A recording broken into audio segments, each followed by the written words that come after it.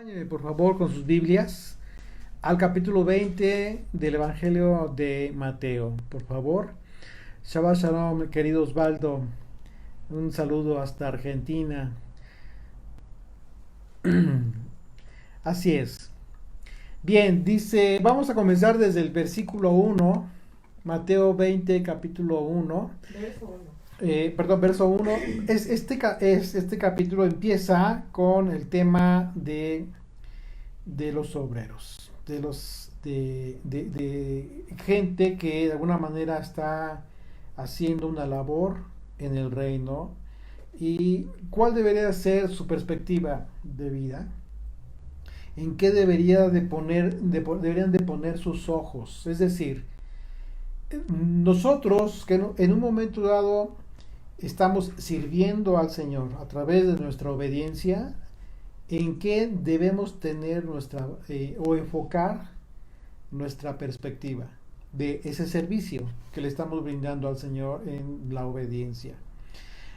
Y de qué manera nosotros vemos el mundo, vemos la vida, ¿sí? Lo vemos de manera común como todo el mundo, o quizás ya hemos recibido la oportunidad de enfocar nuestra mirada como si hubiésemos recibido ojos para ver el reino de Dios, el reino de los cielos. Eso es muy importante considerarlo si entendemos que todos, sin excepción, todos aquellos que hemos tenido el privilegio, el honor de nacer de nuevo, de nacer del Espíritu, y que estamos consagrando nuestras vidas en este servicio, en esta obediencia a nuestro Padre Celestial, es importante si realmente nosotros estamos cambiando de perspectiva de vida o si continuamos todavía viendo la vida, el mundo, como todos los demás. Eso es un análisis que debemos hacer nosotros mismos y no porque alguien nos lo diga. Así es de que, bueno, vamos a iniciar desde el versículo 1 el de Mateo 20, por favor. Dice, porque el reino de los cielos es semejante a un hombre, padre de familia. Sí, aquí ya empezamos a ver la simbología de las palabras. Vamos a ir viendo quién es el padre y quién es la familia, que salió por la mañana a contratar obreros para su viña. ¿Quién es la viña del Señor? Israel, su pueblo. Un pueblo que está siendo apartado, consagrado para Él, para su servicio. ¿Sí? Ese pueblo es la viña. Dice, y habiendo convenido con los obreros en un denario al día, los envió a su viña. Saliendo cerca de la hora tercera del día, vio a otros que estaban en la plaza desocupados, ya casi para terminar el día. Dice, y les dijo, id también vosotros a mi viña, y os daré lo que sea justo. Y ellos fueron, y salió otra vez cerca de las horas sexta y novena, e hizo lo mismo. Y saliendo acerca de la hora undécima, halló a otros que estaban todavía desocupados, fíjate, ya tardísimo.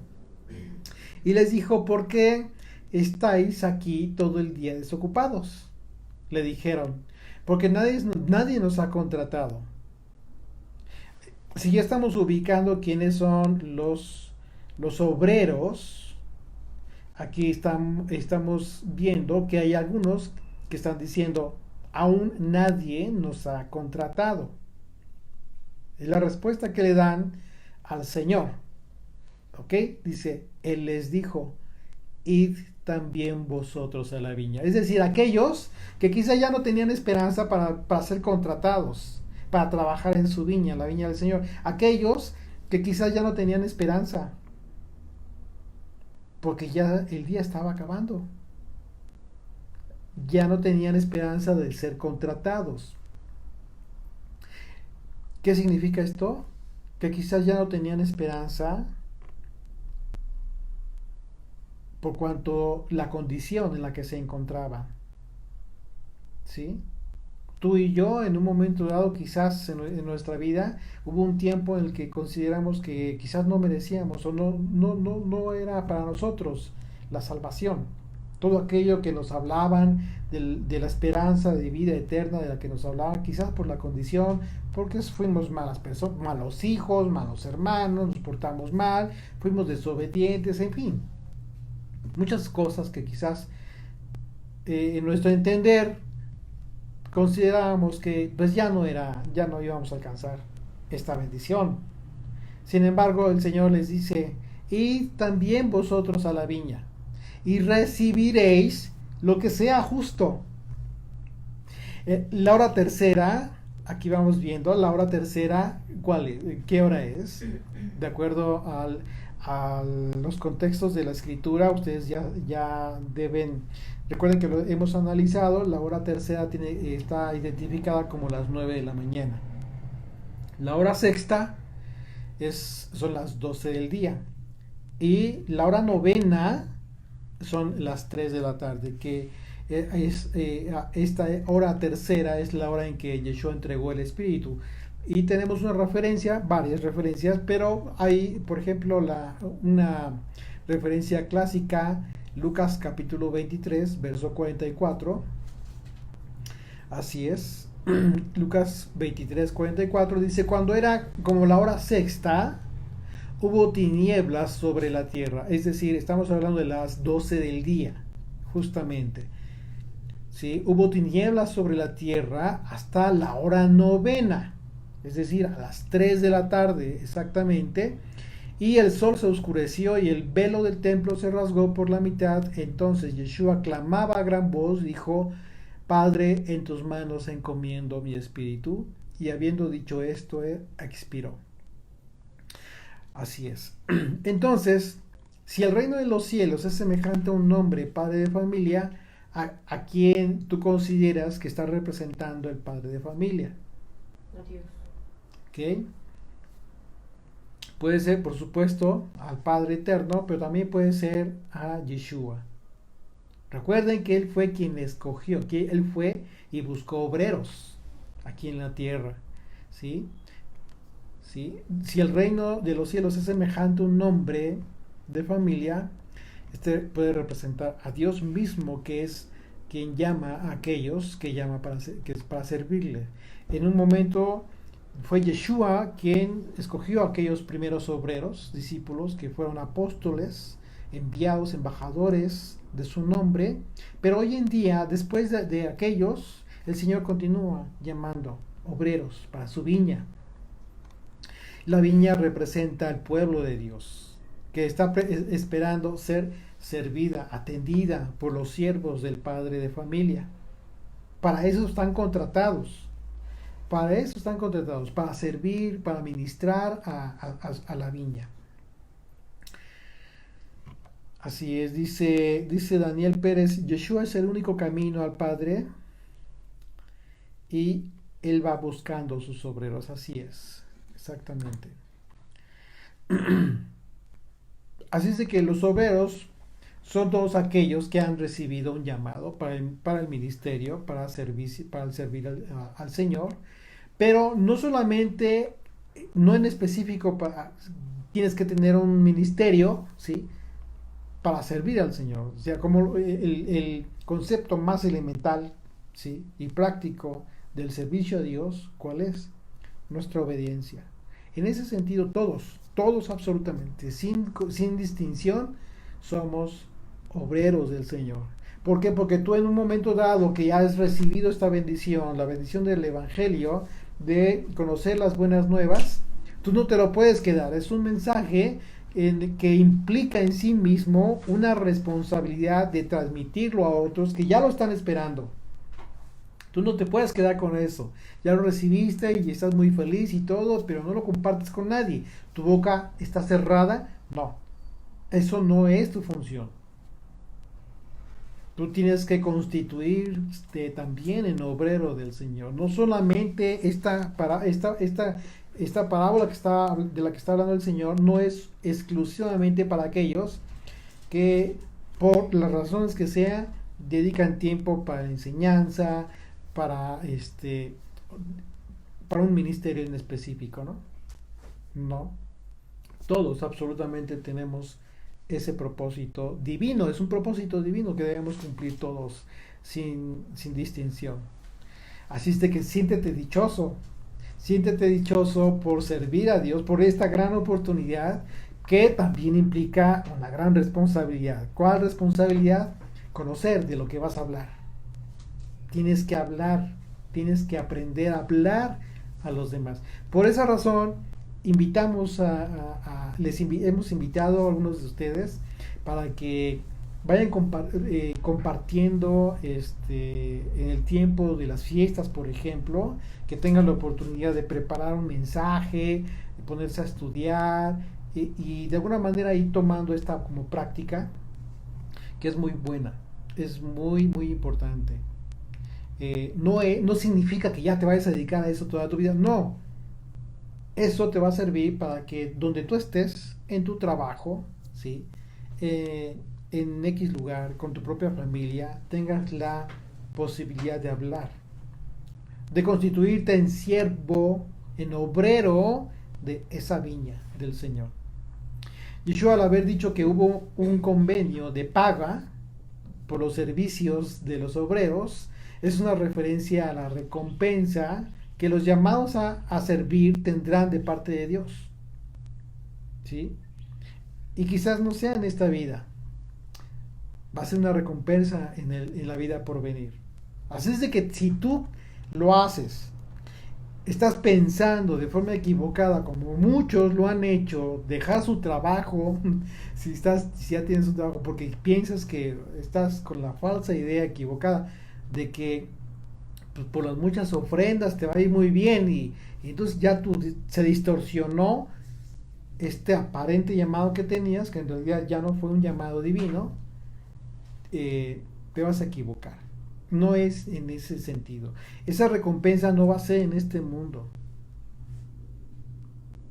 No va a ser en este mundo, seguramente. Va a ser en el porvenir. El Señor te va a bendecir, por supuesto que te va a bendecir, sí, pero esta recompensa de la que está hablando el Señor es la vida eterna. ¿Por qué? Porque está hablando de un momento en que se va a llevar a cabo la paga. Al final del día, al final del siglo. ¿Ok? Vamos conectando. ¿Sí? Así es de que la implicación de la promesa de Yeshua tiene que ver con la justicia que solo es impuesta por un rey. En ese sentido, un rey ejerce un gobierno monárquico, no es como que una democracia. A ver qué dicen todos los demás. No, hay un rey. Y el rey es justo. Nuestro rey es justo. Y por lo tanto no existe esta famosa democracia que se acostumbra en los gobiernos del hombre. Esto significa que lo que el Señor, ¿sí? Lo que el padre de familia decide que es justo hacer con la recompensa de su reino es parte de esta potestad y autoridad del dueño de la viña, del dueño del pueblo. ¿Sí? Él es el que tiene esta autoridad, esta potestad. No cabe como que algunos se inconformen, no, pues porque a él le fue mejor que a mí, ¿no? El Señor es justo. El pasaje de Mateo, este pasaje de Mateo 20 es referente a los obreros de esta viña, ¿sí? Que en el transcurso del día, desde la mañana hasta que se pone el sol, están trabajando. Unos primero comenzaron y otros después. Pero fíjense lo que sucede después. Dice el verso 8. Recuerden esto, unos fueron contratados desde la mañana, es decir, que trabajaron más que los que fueron contratados ya casi al término del día. Fíjate cómo es la justicia de Dios. Dice, cuando llegó la noche, verso 8, cuando llegó la noche, el señor de la viña dijo a su mayordomo, llama a los obreros y págales el jornal. Por eso decimos que aquí el Señor, el Padre de familia, podría ser una referencia al Eterno, al Padre, porque dice, dijo a su mayordomo, y en este caso la analogía de mayordomo o de la mayordomía principal, ¿quién la tiene? Jesucristo, Yeshua. Dice, llama a los obreros y págales el jornal, comenzando desde los postreros hasta los primeros. La noche representa el tiempo del fin de este siglo, del fin de los tiempos, del tiempo del hombre, en que a cada cual se le pagará conforme a la justicia del Señor. Dice el verso 9, y al venir los que habían ido cerca de la hora 11, o sea, ya los últimos, recibieron cada uno un denario. Al venir también los primeros, los que trabajaron más, pensaron que iban a recibir más, pero también ellos recibieron cada uno un denario. Sorpresa, ¿no? O sea, ¿por qué sorpresa? Porque tú estás pensando en la justicia del hombre. Tú estás pensando como hombre, ¿sí? Oye, pues estos trabajaron más, efectivamente. Desde la perspectiva del hombre, lo justo es que aquellos que trabajaron más horas pues, tuvieran una mejor paga, ¿sí? Hablando de dinero. La enseñanza respecto a aquellos que trabajaron en la viña desde temprano en relación a aquellos que fueron los últimos en trabajar, es que es en el sentido de que Dios no hace acepción de personas por el tiempo de que si fuiste primero en conocer al Señor o si eres el último. Y esto es una referencia a los tiempos en la historia del hombre, ¿sí? Hablando desde Israel en el desierto, después el tiempo de los reyes, los profetas, ¿sí? El tiempo de Yeshua, los apóstoles, hoy nosotros, ¿sí? El Señor en la dispensación de los tiempos, que es su potestad, nos ha permitido conocer al Padre. Pero hoy conoces tú lo que en su tiempo, ¿sí? En el tiempo de los profetas, el pueblo no conocía. Entonces tú dirías, no, pues hoy sabemos mucho más, tenemos esta ventaja de conocer la historia. Sí, pero en la justicia de Dios, tú vas a recibir una recompensa equitativa en relación a aquella gente que vivió en aquel tiempo de la historia. Dice el verso 11, Mateo 20:11 dice, al recibirlo, murmuraban contra el padre de familia, diciendo, estos posteros han trabajado una sola hora y los has hecho iguales a nosotros, que hemos soportado la carga y el calor del día. Entonces el verdadero llamado no espera una recompensa. Eso también hay que verlo. Porque cuando tú tienes un llamado, tú no esperas una recompensa determinada o X. No, pues voy a recibir esto y aquello. El Señor me va a bendecir con esto y esto y esto. ¿Por qué? Porque he trabajado así, asado. O sea, eso es real. Lamentablemente, la perspectiva de muchas personas que se dedican a la enseñanza de la escritura, que ya tienen muchos años y hacen mucho alarde de todo lo que saben, eso está en su mente y eso les hace daño a ellos. ¿Por qué? Porque con el paso del tiempo, a final de cuentas, se dan cuenta ellos mismos que realmente lo que muchos están conociendo, quizás en ese tiempo, no lo conocieron ellos mismos hace 20, 30 años. Entonces, cuando tú te haces una perspectiva equivocada, dices tú, eso no es justo, es que no es justo, ¿no? En la mente del hombre común. Tantos años, tantas horas, ¿sí? Que yo he dedicado al ministerio, etcétera. Y estos que apenas están empezando, ya sienten que saben esto y aquello, ¿no? Y no es que nieguen que lo sepan, aquellos que apenas están empezando, es que lo consideran injusto. Pero es una perspectiva equivocada. Hace 20 años, la manera de difundir el Evangelio era muy diferente a este tiempo. Entonces aquellos que se hacen una perspectiva equivocada de su recompensa, ¿qué es lo que piensan?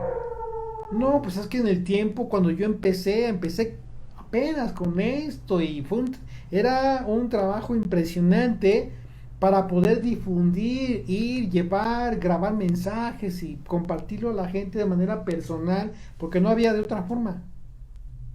Y hoy en día estamos muy conectados en internet y estamos compartiendo el evangelio. Entonces, imagínate esto en la perspectiva de un obrero que ha manejado en su mente una perspectiva equivocada. Qué terrible. O sea, le hizo daño a él mismo. Porque esperaba algo que a final de cuentas el Señor le va a decir: los postreros serán primeros. Imagínate. Y los primeros postreros, ¿por qué? Porque tú tenías una perspectiva equivocada. Entonces hay que tener mucho cuidado en eso.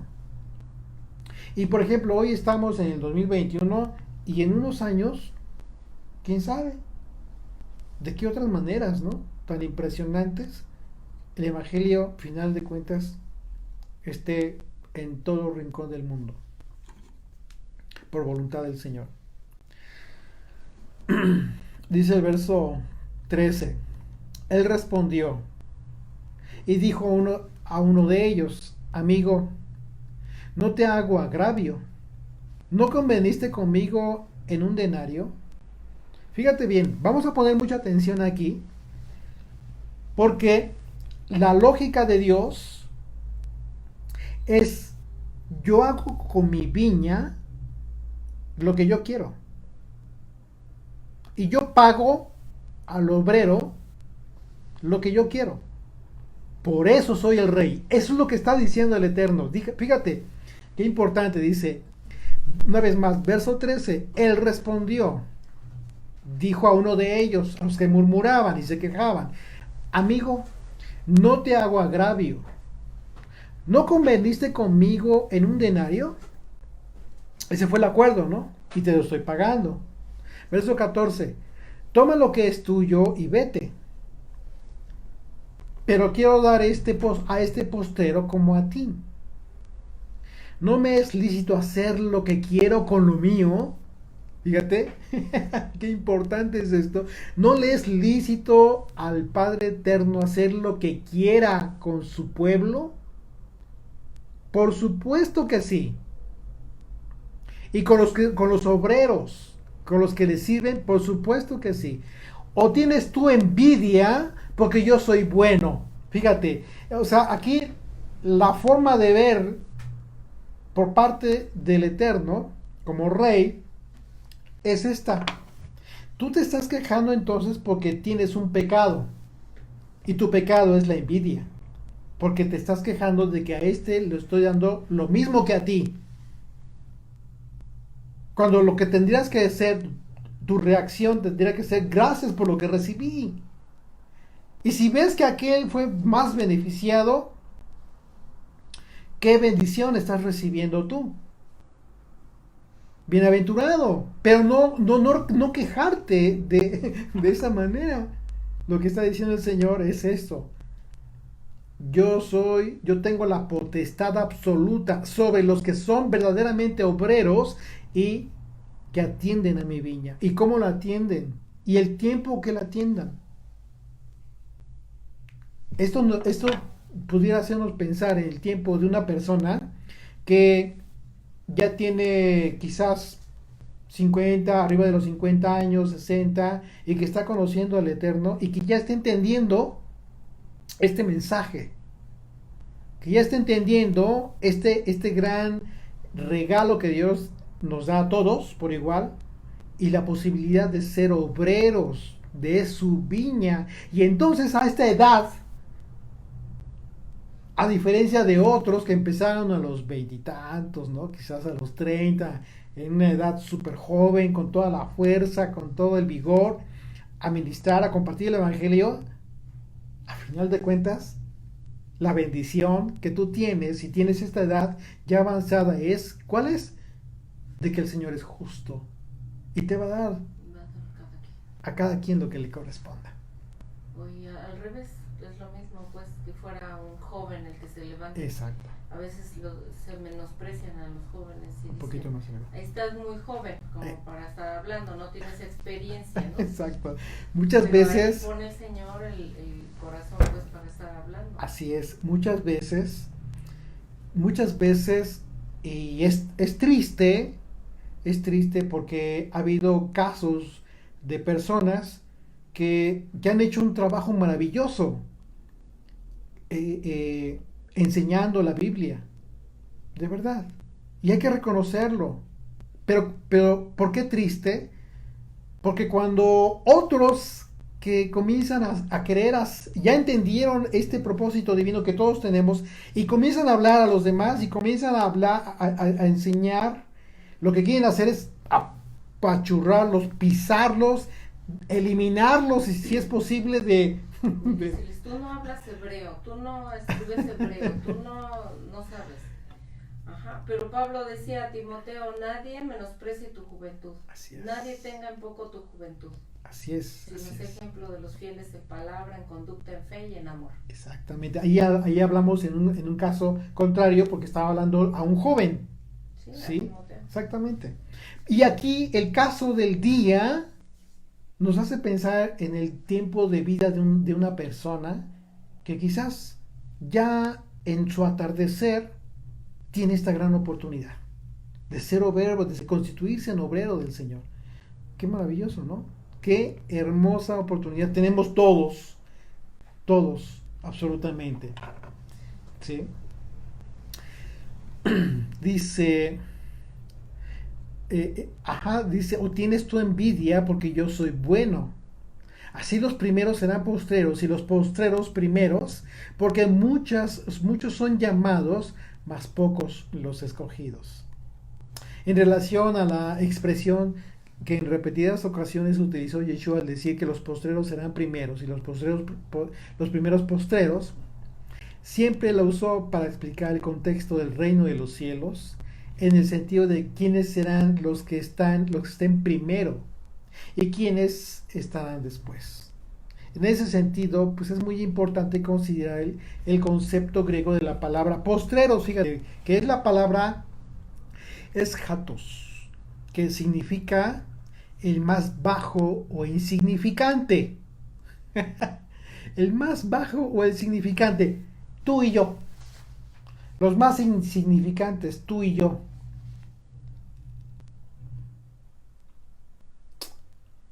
Que podremos llegar a ser los primeros. Qué importante enseñanza del maestro.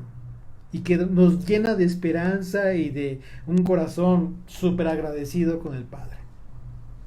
De manera que es de suma importancia considerar todo el contexto de las palabras de Yeshua, porque al hablar del reino de los cielos, por un lado, ya había hablado acerca de un joven rico, ¿se acuerdan en el capítulo pasado?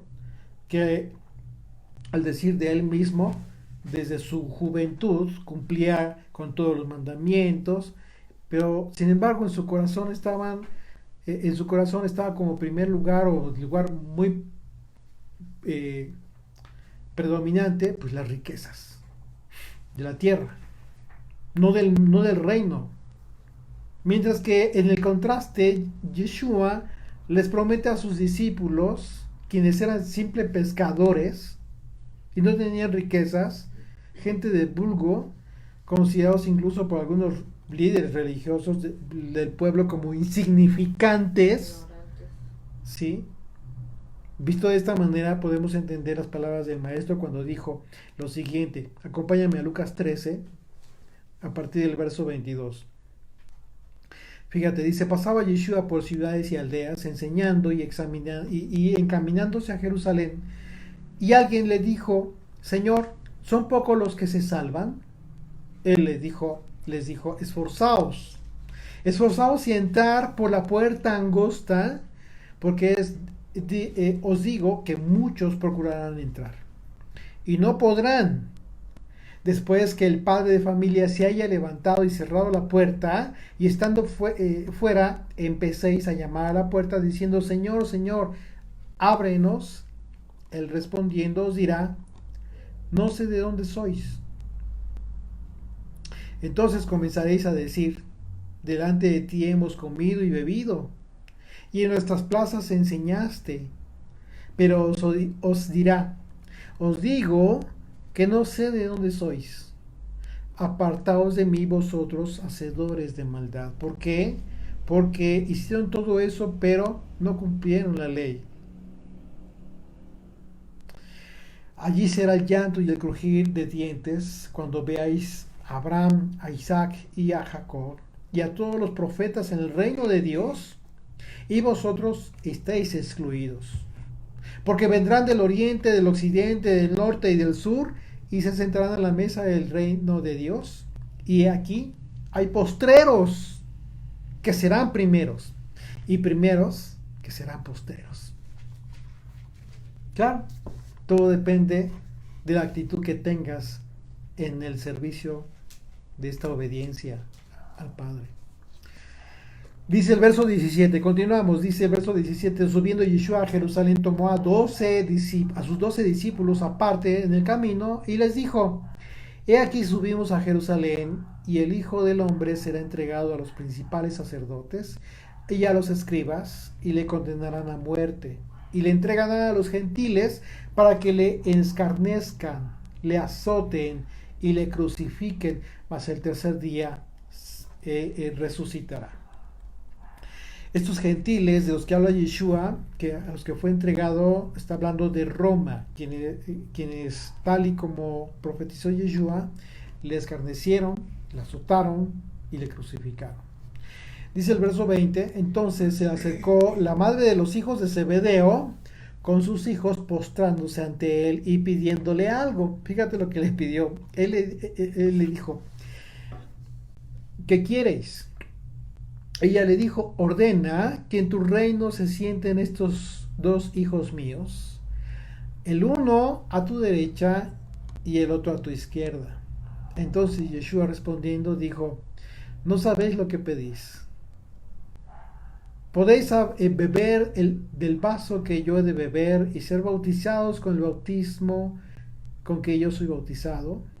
Y ellos le dijeron: podemos. Y les dijo: a la verdad, de mi vaso beberéis, y con el bautismo con que yo soy bautizado seréis bautizados, pero el sentaros a mi derecha y a mi izquierda no es mío darlo, sino a aquellos para quienes está preparado por mi Padre. Así es de que Yeshua da una respuesta en el sentido de darle, de informar que esta potestad solo la tiene el Padre Eterno. ¿Por qué lo hizo de esta manera el Señor? Bueno, porque es importante considerar que cuando daba este tipo de respuestas, él mismo, recuerden que vino en carne. Y en ese sentido siempre habló del Padre, de la autoridad del Padre, y que él solamente venía a cumplir su mandato. No vino como que a decir algo diferente o a establecer mandamientos distintos a los del Padre o contrarios, para nada. Él simplemente vino a cumplir la voluntad del Eterno. Yeshua dijo que efectivamente sus primos, Juan y Santiago, beberían del vaso que él habría de beber en relación a la aflicción en su muerte. Sin embargo, por otro lado, Yeshua le dijo a la mujer que no sabía lo que decía, porque Yeshua, al hablar del vaso que él había de beber, se refirió a una profecía que solamente Yeshua debía cumplir en 2 sentidos. Respecto a la primera de ellas, se hace referencia a los propios evangelios. Juan capítulo 19, a partir del verso 28, dice: después de esto, sabiendo Yeshua que ya todo estaba consumado, dijo, para que la escritura se cumpliese: tengo sed. y estaba allí una vasija llena de vinagre. Entonces ellos empaparon en vinagre una esponja y poniéndola en un hisopo se la acercaron a la boca. Cuando Yeshua hubo tomado del vinagre, dijo: consumado es. Y habiendo inclinado la cabeza, entregó el espíritu. Esta profecía se registró en el Salmo 69, verso 21. Dice literalmente dice: me pusieron además hiel por comida, y en mi sed me dieron a beber vinagre. Y la segunda profecía debía cumplirse a fin de que Israel no muriera por su pecado de adulterio espiritual, ya que de acuerdo a la ley de los celos, ustedes recordarán la ley de los celos, la mujer adúltera tenía que morir. ¿Por qué hablamos de la mujer adúltera? Porque es una referencia a Israel, que pecó con otros amantes, que se fue con otros amantes, que idolatró, se fue con otros dioses. Así es de que vamos a recordar este evento, este mandamiento que se dio en Números capítulo 5 acerca de este ritual que se tenía que llevar a cabo con todo el propósito de investigar por parte del sacerdote si efectivamente había adulterio por parte de una mujer que se le presentase. Dice Números capítulo 5 a partir del verso 11. Dice: también el Señor habló a Moisés diciendo: habla a los hijos de Israel y diles: si la mujer de alguno se descarriare y le fuere infiel, y alguno cohabitare con ella, y su marido no lo hubiese visto por haberse ella amancillado ocultamente, ni hubiere testigo contra ella, ni ella hubiere sido sorprendida en el acto, si viniere sobre el espíritu de celos, y tuviere celos de su mujer, habiéndose ella amancillado, o viniere sobre el espíritu de celos y tuviere celos de su mujer, no habiéndose ella amancillado, o sea, ya sea ya sea que hubiese sido cierto o fundado los celos o no, dice el verso 15, entonces el marido traerá a su mujer al sacerdote, fíjate, para evitar que el marido se quedara con la duda y comenzara a reaccionar en base a algo de lo que no estuviera consciente. Fíjate, el procedimiento que Dios estableció como una investigación divina para la investigación de este delito. Fíjate, verso 15, entonces el marido traerá a su mujer al sacerdote, y con ella traerá su ofrenda, la 10ª parte de un efa de harina de cebada. No echará sobre ella aceite, ni pondrá sobre ella incienso, porque es ofrenda de celos, era una ofrenda especial, ofrenda recordativa que trae a la memoria el pecado. Verso 16, y el sacerdote hará que ella se acerque y se ponga delante del Señor. Está hablando de la mujer, de la esposa. Tendría que ponerse delante del Señor, dice, verso 17, luego tomará el sacerdote del agua santa en un vaso de barro. Tomará también el sacerdote del polvo que hubiere en el suelo del tabernáculo. Están hablando ya en el tabernáculo, y lo echará en el agua. Este polvo tendría que estar en el agua. Verso 18, y hará el sacerdote estar en pie a la mujer delante del Señor, y descubrirá la cabeza de la mujer, y pondrá sobre sus manos la ofrenda recordativa, que es la ofrenda de celos. Y el sacerdote tendrá en la mano las aguas amargas que acarrean maldición. Verso 19, y el sacerdote la conjurará y le dirá: si ninguno ha dormido contigo, y si no te has apartado de tu marido a inmundicia, libre seas de esas aguas amargas que traen maldición. Verso 20, mas si te has descarriado, o sea, caso contrario, que hayas pecado, de tu marido y te has amancillado y has cohabitado contigo alguno fuera de tu marido, el sacerdote conjurará a la mujer con juramento de maldición y dirá a la mujer: el Señor te haga maldición y execración en medio de tu pueblo, haciendo el Señor que tu muslo caiga y que tu vientre se hinche, y esas aguas que dan maldición entren en tus entrañas y hagan hinchar tu vientre y caer tu muslo. Y la mujer dirá: amén, amén. Así es de que aquí estamos viendo cómo es que este ritual establecido por Dios, en el que el sacerdote iba a llevar a cabo este procedimiento, y que a final de cuentas era el Eterno, el Padre Celestial, quien iba a exponer la verdad a través de esas aguas amargas, a través de este polvo que se encontraba en el tabernáculo, etc. Dice el verso 23, continuamos, fíjate ahí mismo, verso 23, dice: el sacerdote escribirá estas maldiciones en un libro y las borrará con las aguas amargas, y dará a beber a la mujer las aguas amargas que traen maldición. Y las aguas que obran maldición entrarán en ella para amargar. Fíjate, sin importar, aquí esto es muy importante subrayarlo, porque sin importar que la mujer sea o no culpable, ella debía haber tomado estas aguas amargas, aguas que obran maldición. ¿Qué significa esto? Lo cual considero que es muy importante. No importa que te maldigan, no importa que quieran hacerte brujería, no importa que los malos, la gente de maldad, pretenda hacerte mal. Si tú no tienes pecado, el Señor te va a guardar. Pero si tú tienes pecado, estás apartado del Señor y estás a expensas de cualquier maldición, de cualquier mal que te quieran hacer. Fíjate, verso 25. Después el sacerdote tomará de la mano a la mujer,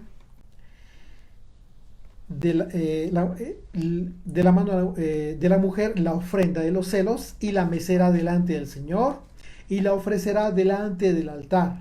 Y tomará el sacerdote un puñado de la ofrenda en memoria de ella, y la quemará sobre el altar, y después dará a beber las aguas a la mujer.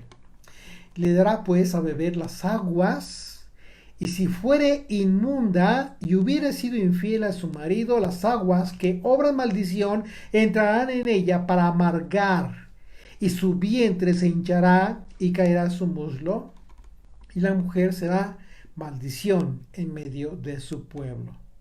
Verso 28. Mas si la mujer no fuera inmunda, es decir, que fuera inocente, que hubiesen sido celos infundados, sino que estuviera limpia, ella será libre y será fecunda. Todo lo contrario, absolutamente todo lo contrario, será fecunda. Esta es la ley de los celos: cuando la mujer cometiera infidelidad contra su marido y se amancillare, o del marido sobre el cual pasara espíritu de celos, y tuviere celos de su mujer, la presentará entonces delante del Señor, y el sacerdote ejecutará en ella toda esta ley. El hombre será libre de iniquidad y la mujer llevará su pecado, en caso de que la mujer hubiese sido realmente infiel. Así es de que estamos viendo aquí toda la implicación simbólica en este mandamiento de la ley de los celos, la implicación simbólica que tuvo aquel momento específico en el que el Señor tomó vinagre, aguas amargas, ¿sí? Estamos conectando el simbolismo en el cual el Señor prefirió entregar su vida antes que la mujer que realmente debía morir, Israel, fuera salva. El Señor entregando su vida por su pueblo. Así es de que Pues bueno, es un mandamiento impresionante, impresionante, que por supuesto tiene toda la aplicación en la cruz del Señor. Con relación al bautismo al que se refirió Yeshua, pues no se refirió al bautismo en agua porque ya había sido bautizado. Yeshua al hablar del bautismo, del bautizo con que él sería bautizado, se está refiriendo a su muerte y resurrección. De acuerdo a Romanos 6, el pecado, ¿sí? Es decir, muertos al pecado. Un tiempo en el que incluso tú y yo estamos resucitando en él porque estamos siendo muertos al pecado. Verso 24 dice, cuando los 10 oyeron esto, se enojaron contra los dos hermanos, los demás discípulos, ¿no? Se enojaron contra los dos hermanos. Entonces Yeshua llamándolos dijo, sabéis que los gobernantes de las naciones se enseñorean de ellas, y los que son grandes ejercen sobre ellas potestad.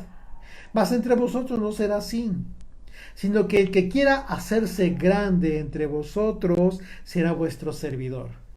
Y el que quiera ser el primero entre vosotros será vuestro siervo. Como el Hijo del Hombre no vino para ser servido, sino para servir, y para dar su vida en rescate por muchos. Yeshua les dijo esto a sus discípulos como un contraste con lo que hicieron sus primos, Juan y Santiago. Tenían en su corazón el pretender sentarse a la derecha y a la izquierda de Yeshua en su reino. Y por eso les advirtió que aquel que quiera ser primero entre sus discípulos, pues tiene que servirlos a todos, lejos de la perspectiva que ellos estaban teniendo en ese momento.